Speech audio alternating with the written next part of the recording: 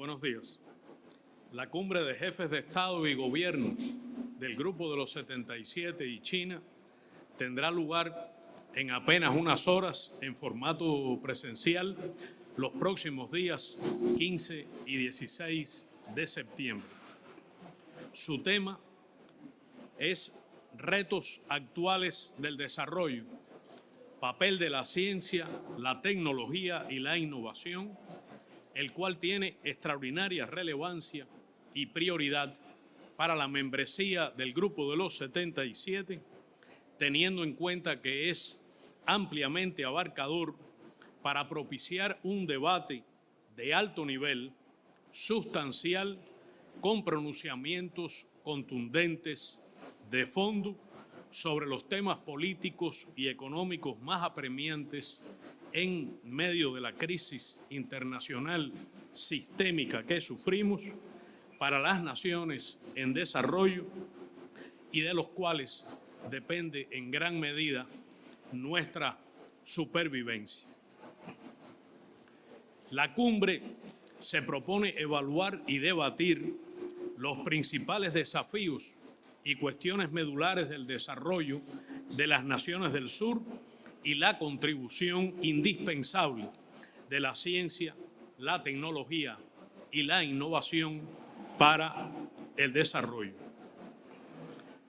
La primera cumbre sur, recordarán ustedes que se celebró en La Habana en abril del año 2000. Fue la primera reunión de jefes de Estado y Gobierno del Grupo de los 77 y China desde su creación y, por tanto, principal antecedente.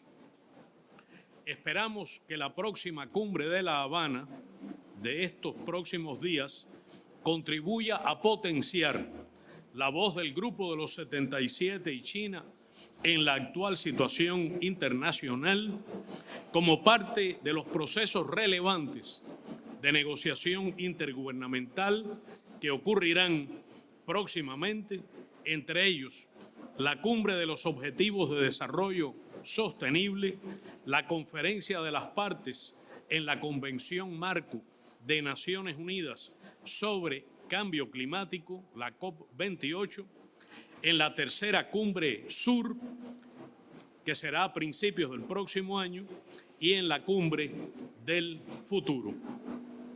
Se cuenta con un elevado nivel de confirmaciones. Más de 100 países que son Estados miembros del grupo han confirmado su asistencia, decenas de ellos a nivel de jefes de Estado o Gobierno, otras delegaciones a muy alto nivel. Debo decir que nuestro pueblo acogerá con su cálida y tradicional hospitalidad a las jefas y jefes de Estado y Gobierno y a las delegaciones del Grupo de los 77 que nos visitan.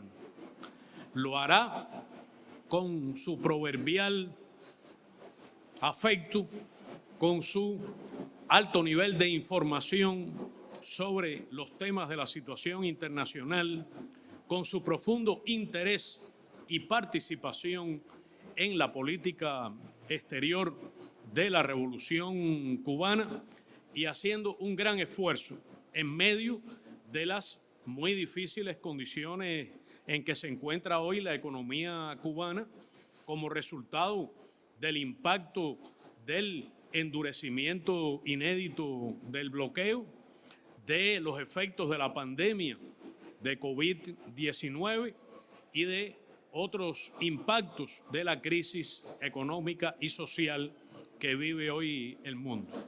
Será esta una cumbre austera, simple en su desarrollo, pero con una profunda presencia de la cultura cubana y una amplia participación de nuestro pueblo que ha contribuido con su preparación y que la seguirá minuto a minuto a través de los canales de la televisión cubana, de los medios nacionales, de los medios internacionales y de las redes.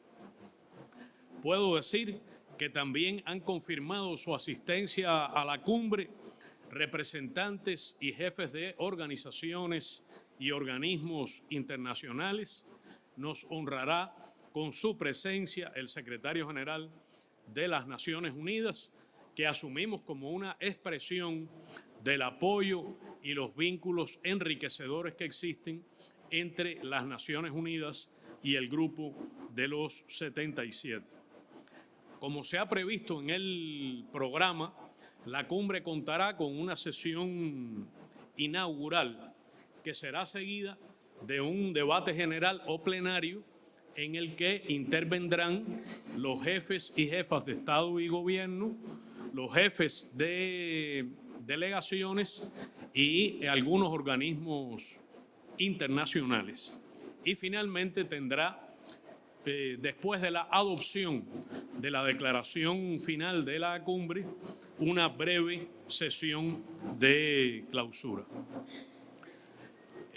Puedo anunciar que en la inauguración hará una intervención del presidente Miguel Díaz-Canel Bermúdez y participará también con su discurso el secretario general de Naciones Unidas, Antonio Guterres, quien ha hecho pública su participación en la cumbre, como han hecho otros jefes de Estado y gobierno. El debate general o el plenario, donde se escucharán los discursos y las propuestas de los jefes de Estado, gobierno, delegaciones, ocupará la mayor parte del tiempo del programa. Será una cumbre en la que se trabajará intensamente durante 2 días.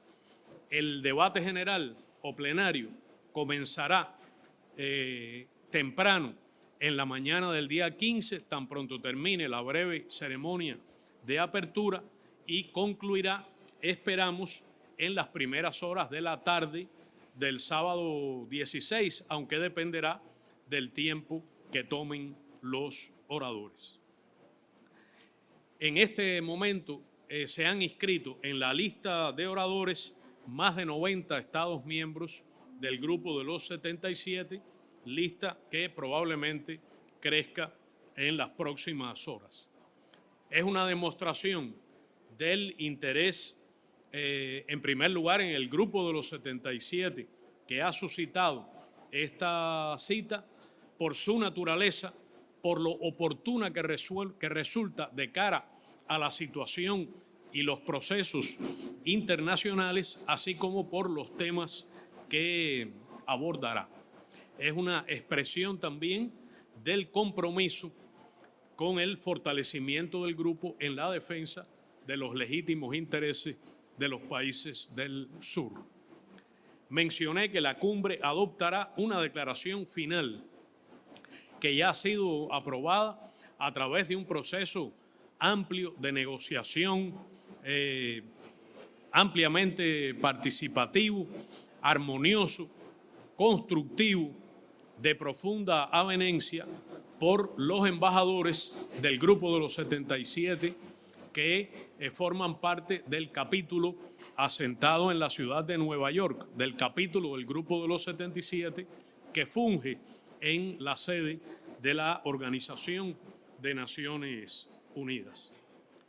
El proyecto de documento, cuya aprobación habrá que esperar que ocurra al final de esta cumbre, es un texto progresista de alcance universal, de tono positivo, constructivo, pero al mismo tiempo leal a los propósitos y principios del Grupo de los 77, atento a las necesidades de los países en desarrollo y apegado firmemente al reclamo del derecho al desarrollo en medio de un orden internacional cada vez más excluyente, inequitativo, injusto, expoliador, que lejos de resolver algunos de estos problemas ha empeorado como consecuencia de la pandemia de COVID-19 y la crisis sistémica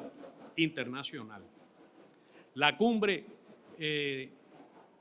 incluirá de manera destacada las visiones desde la ciencia, de la academia y del conocimiento de los problemas del desarrollo, de la economía, la sociedad y las relaciones y el sistema internacional contemporáneos. Aportará, sin lugar a dudas, un valor esencial porque el camino al desarrollo pasa hoy necesariamente por la ciencia, la tecnología y la innovación, y porque uno de los abismos e inequidades más importantes que lastran el orden internacional actual es precisamente la exclusión de los países del sur de determinados procesos de desarrollo, del conocimiento, de acceso a la ciencia, de acceso a las tecnologías idóneas y de cumplimiento de la deuda histórica de los países industrializados con el desarrollo, de la deuda ecológica, cuya solución para los problemas ambientales pasa precisamente por la ciencia, la tecnología y la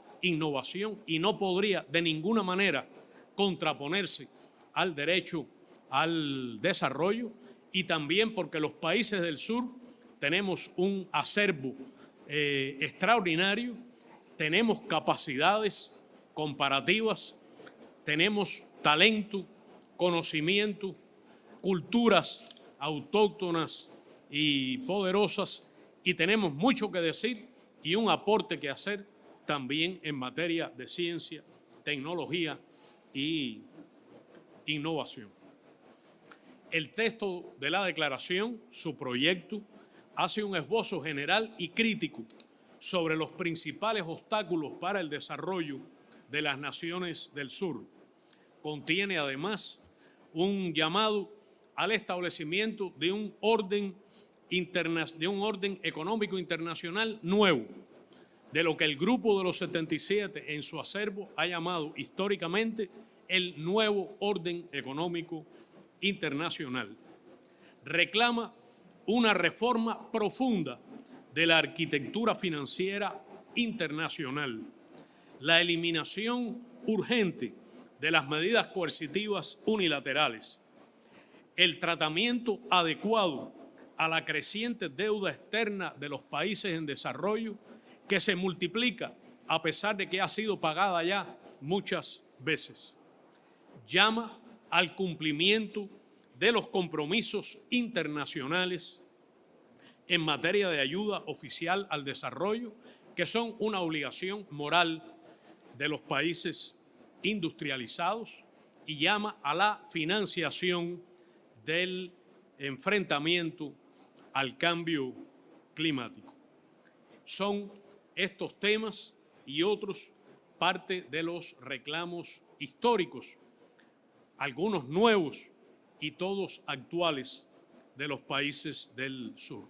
También contiene varias propuestas de acción, entre ellas el desarrollar encuentros periódicos de altas autoridades en materia de ciencia, tecnología e innovación, el reforzamiento de la cooperación sur-sur en esta materia, la revitalización del Consorcio de Ciencia, Tecnología e Innovación para el Sur, que es una iniciativa genuina, válida, para promover el desarrollo económico y social impulsado por la ciencia y la tecnología y por la cooperación sur-sur y también norte-sur.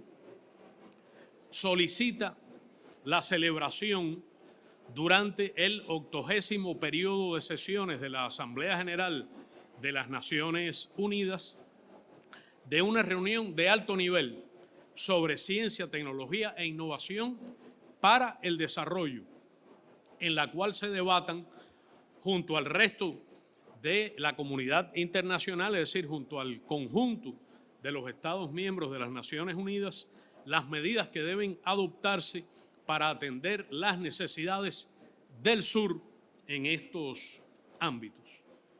Y se propone también declarar un Día Internacional de la Ciencia, la Tecnología y la Innovación en el Sur, lo que, de ser aprobado, se presentaría por el Grupo de los 77 para adopción de la Asamblea General de las Naciones Unidas. De manera que puedo anticipar una cumbre ampliamente participativa, con asistencia de delegaciones del más alto nivel, que será cobijada por la más cálida hospitalidad de nuestro pueblo y que promete jornadas de trabajo intenso, de concentración de las delegaciones en los problemas a resolver para beneficio de nuestros pueblos, para resolver las graves situaciones económicas y sociales que afectan hoy a los pueblos del sur, para hacer una contribución de orden práctico, orientada a la acción, que se desarrolle sobre base de consenso y espíritu constructivo y de avenencia, y la premisa de que el pueblo de Cuba acoge a estas delegaciones que nos visitan en su casa, que para ello se ha preparado lo mejor posible, a pesar de las estrecheces económicas que sufrimos, que seguirá atentamente los debates, que durante el transcurso de la cumbre se mantendrá opinando sobre estos temas y sobre el desarrollo de esta, y que será el protagonista principal desde la pequeña, rebelde y mágica isla de Cuba a los cientos de visitantes, en particular las jefas y jefes de Estado y Gobierno, que nos honrarán con su presencia en La Habana. Muchas gracias. Vamos a pasar a un proceso de preguntas y respuestas. Como es costumbre, le voy a pedir a los interesados que se presenten nombre y el medio al que representan. Entonces, pienso dar la palabra, por favor, el corresponsal de Botswana.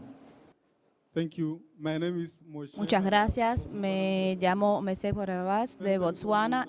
En primer lugar, quisiera agradecer la relación que mantiene Botswana con Cuba en áreas como la educación, la salud y el desarrollo.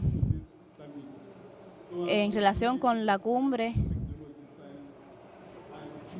aunque entiendo que el desarrollo, la ciencia y la innovación son el tema clave de la cumbre, ¿cómo podrían los países africanos como Botswana beneficiarse con estas discusiones? En primer lugar, los países de África constituyen una fuerza y un componente esencial del Grupo de los 77. No existiría el Grupo de los 77 sin la contribución primigenia e histórica para su creación de los países africanos.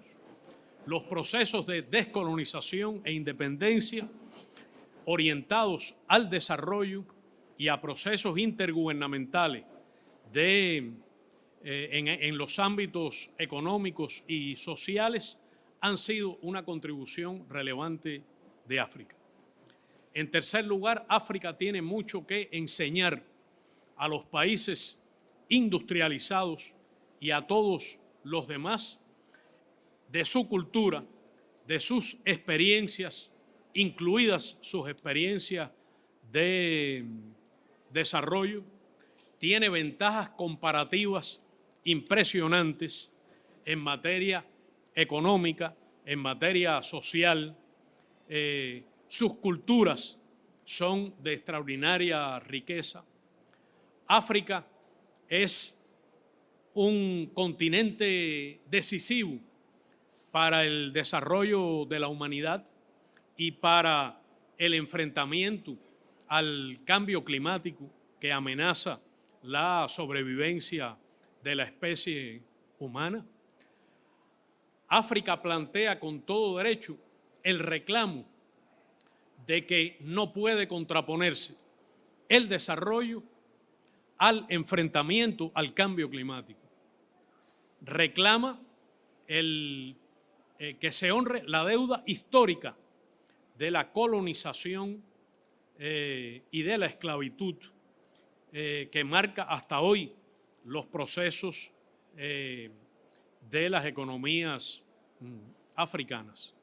Al mismo tiempo, el pensamiento de líderes africanos prominentes, algunos históricos, fundadores del Grupo de los 77 y los actuales, estoy seguro que será una contribución muy importante al pensamiento colectivo del Grupo de los 77. La experiencia de las economías y las sociedades africanas en materia de resiliencia frente a condiciones económicas internacionales muy adversas, estoy seguro que será importante. El planteamiento tradicional de los países africanos, y el presidente de la República de Cuba viene precisamente de realizar una gira por África y de participar en la cumbre de los BRICS realizada en Johannesburgo con la presencia de prácticamente todos los países africanos. Estoy seguro que serán portadores de propuestas avanzadas y enérgicas en los temas de la cumbre. Y por último, en materia de ciencia, tecnología e innovación, África tiene mucho que decir y experiencias muy encomiables de desarrollo que presentar. Claro que nadie ignora el enorme impacto del orden económico internacional y del sistema internacional injusto, excluyente y expoliador en todas las economías y sociedades en desarrollo. Precisamente esta cumbre servirá para avanzar no solo en esos reclamos, sino en nuestros propósitos de acción común por nuestros propios esfuerzos. Gracias, ministro. Reconozco a la corresponsal de Granma. Tiene usted la palabra, por favor. Buenos días, Yeilén Delgado del periódico Granma. Canciller, se ha repetido mucho la idea de que Cuba es un país aislado y un Estado fallido. Usted ya mencionaba las limitaciones materiales que le ha dejado a la isla la pandemia y el bloqueo en su arreciamiento. Para usted, ¿qué demuestra sobre la diplomacia cubana y el país que se haya podido organizar esta cumbre, pero que también se haya podido construir el consenso de naciones tan diversas en torno a ese proyecto de declaración? Es una obra, en primer lugar, colectiva, del Grupo de los 77 y en general de los países del sur, incluso en otras agrupaciones de la mayor prioridad, como es el movimiento de países no alineados. Es el voto ampliamente mayoritario de los países del sur en la Asamblea General y otros órganos de las Naciones Unidas. Es el peso decisivo de nuestras culturas, de nuestros modelos de desarrollo diversos, de nuestro pensamiento enriquecido en la diversidad, de nuestro aporte colectivo al debate internacional y a la lucha por un mundo mejor. Cuba se siente deudora con las naciones del sur por la solidaridad internacional que siempre recibió. Con África en particular por su presencia en nuestra sangre, en nuestra cultura nacional, en la formación de la nación cubana. Cuba se ha beneficiado de una extraordinaria, persistente, invariable solidaridad internacional y modestamente ha hecho también grandes esfuerzos nuestro pueblo por ser solidario, humanista, ayudar a otros, compartir lo que a veces se tiene incluso en escasez. La Revolución Cubana, con su importante impacto internacional, su reconocimiento en el mundo, su lucha incesante frente al imperialismo y al mismo tiempo solidaria. El ejemplo modesto de la revolución cubana, del pueblo cubano, de resistir todas las presiones y cualquier circunstancia económica frente a un bloqueo genocida para hacer prevalecer su derecho a la libre determinación, defender su independencia y su soberanía y construir un modelo socialista propio, ha concitado siempre un gran apoyo internacional. El reclamo a que se ponga fin al bloqueo a Cuba es prácticamente unánime en el planeta. De manera que puedo decir que de la misma manera que aquella cumbre sur, la primera cumbre sur, la primera del Grupo de los 77 fue en abril del año 2000, habiendo salido Cuba de aquellos años durísimos de la década del 90 y que resultó un símbolo también de la fortaleza de la revolución cubana, de la unidad de nuestro pueblo, del consenso mayoritario a favor de la revolución, viene por coincidencia a ocurrir una subsiguiente cumbre del Grupo de los 77 a 23 años de aquella. Bueno, Cuba tiene una tradición de acoger eventos internacionales realmente muy importantes. Recuerdo la cumbre de los no alineados del año 2006 en La Habana. No olvidaré nunca aquella frase que calificó a Cuba como un lugar de encuentro, como una encrucijada cultural, como un protagonista indispensable de los acontecimientos del siglo XX. El que tenga dudas de qué es Cuba debería venir a verla y disfrutar de la hospitalidad de nuestro pueblo.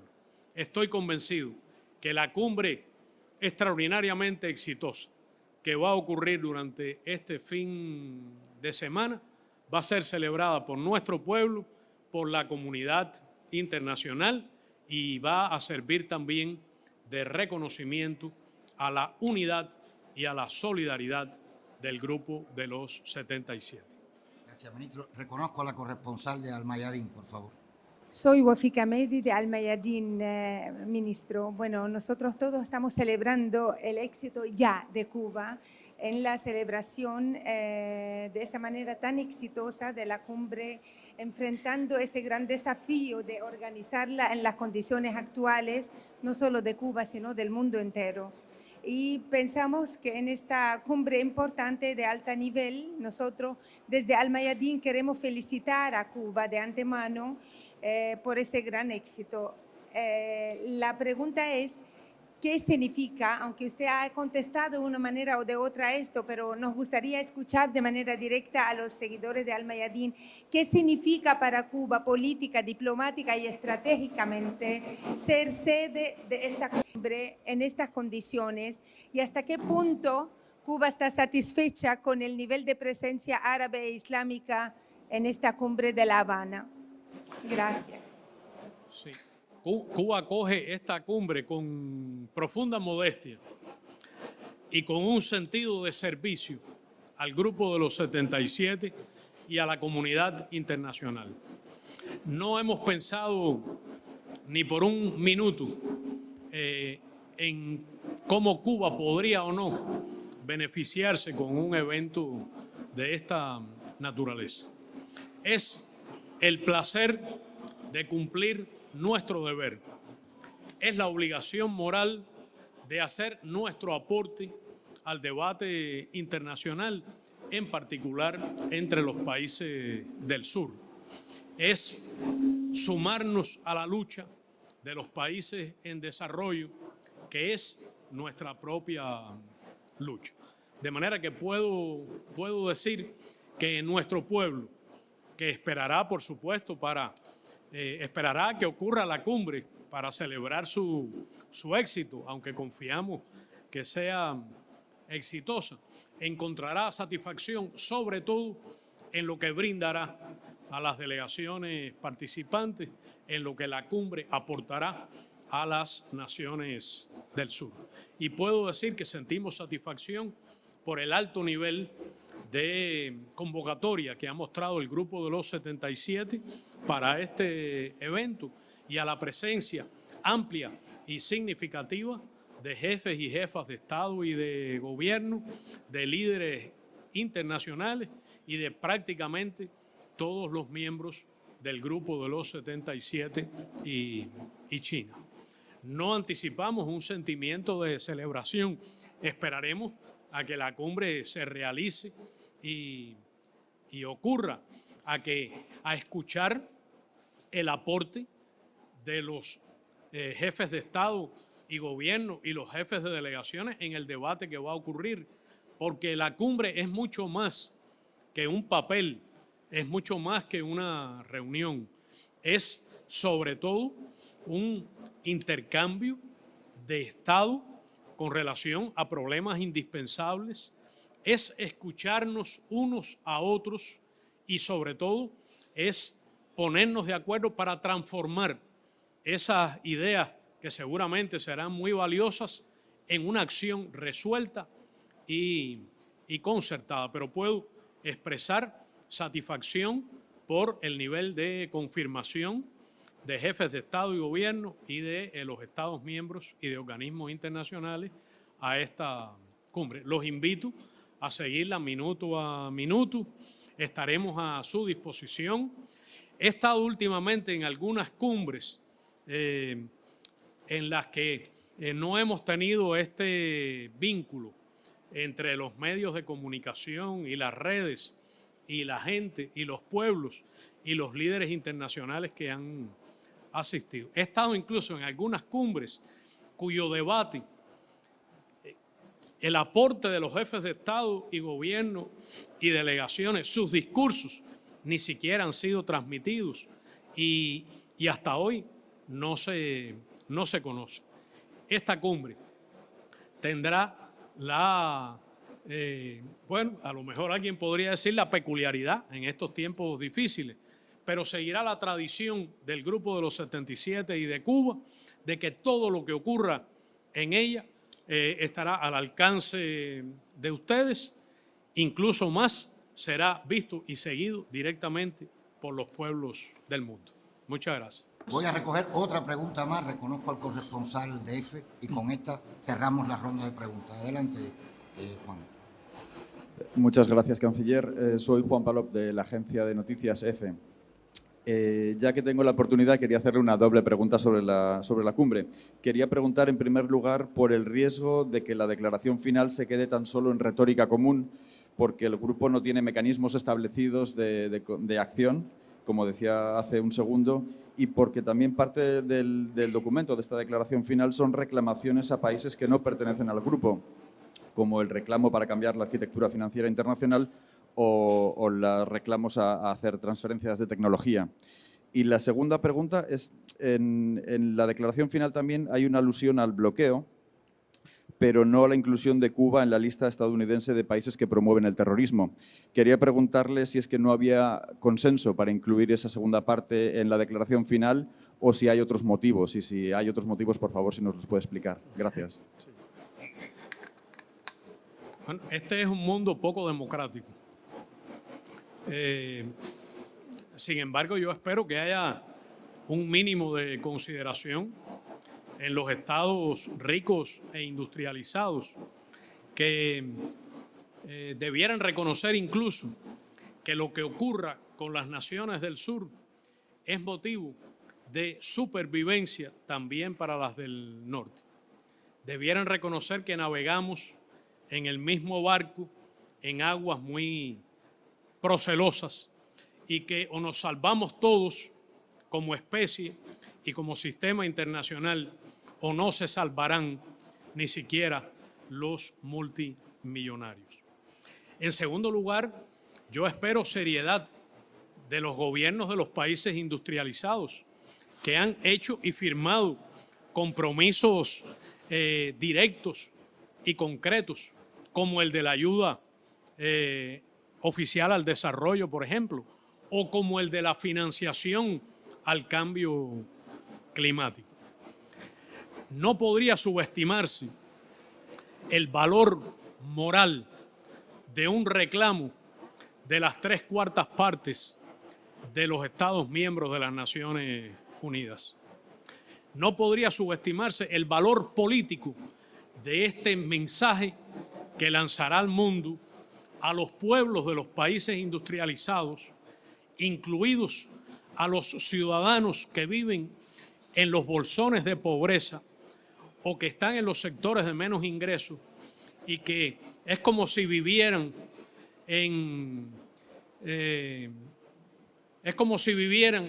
los países industrializados en las condiciones en que vivimos nosotros en el sur, y probablemente en esas democracias deberían tener voz y su voto debería tener peso. En cuarto lugar, nadie podría subestimar el peso del voto de los Estados miembros del Grupo de los 77 y añado yo del Movimiento de Países No Alineados en la Asamblea General de Naciones Unidas y en la mayoría de sus órganos democráticos. De manera que yo siento que la falta de medios de ejecución coercitivos es una virtud del Grupo de los 77, que jamás se ha propuesto utilizar medidas coercitivas, económicas ni de ninguna naturaleza, unilaterales, individuales ni colectivas. Y es que el Grupo de los 77 aspira a un mundo multilateral donde no haya bloqueos, donde no haya sanciones y medidas coercitivas unilaterales, brutales, que dañan a los pueblos, que provocan daños humanitarios incalculables, que provocan muertes, pobreza, enfermedad, exclusión. Haría bien, pienso yo, el mundo rico y desarrollado en pensar brevemente en lo que ocurrió en sus propios países en la pandemia de COVID-19, lo que pudieron hacer y lo muchísimo que dejaron de hacer, y el egoísmo con que actuaron en relación con sus sectores de menos ingresos y en relación con los países del sur. De manera que la amplitud, la magnitud, el peso y la diversidad del Grupo de los 77, yo siento que es una gran virtud, una gran riqueza, una gran fortaleza. Cada palabra que está en el proyecto de declaración del Grupo de los 77 fue propuesta por alguna delegación y es resultado de un acuerdo totalmente universal. Puedo decir que no hubo un solo tema que concitara diferencias importantes y que no hubo una sola sesión de negociación de las muchas y suficientes que hubo en la que no prevaleciera un ambiente cordial de cooperación, de alegría, casi de celebración por la proximidad de esta cumbre. Todo lo que está y todo lo que no está es resultado del acuerdo del grupo. Cuba, puedo decir que nunca intentó ni propuso y no suele hacerlo en este tipo de organismos, mucho menos cuando Cuba ejerce la presidencia de ellos, incluir algún interés nacional. Por el contrario, la posición cubana en la presidencia del Grupo de los 77, en esta declaración y en esta cumbre, es subordinar cualquier interés nacional de Cuba al interés general del Grupo de los 77.